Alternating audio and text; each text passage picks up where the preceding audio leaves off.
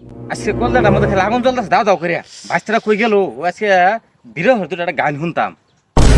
বাচ্চা জ্বালা পারতাছি না, একাকার ভালো লাগতেছে না। আজকে বিকেলে চিঠি উঠেছে। খারাপ খারাপ খারাপ খারাপ খারাপ সব বনাসে গান বাজনা কর।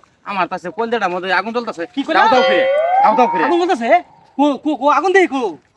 এই বেটা কলজার মধ্যে আগুন জ্বলতেছে নাকি? দেখা যায় নাকি? আগুন জ্বলতেছে। বুঝছি, তাহলে তোমার আজকে আমি সেরাটা গানও নাই। হ্যাঁ শোনা হ্যাঁ? শোনা।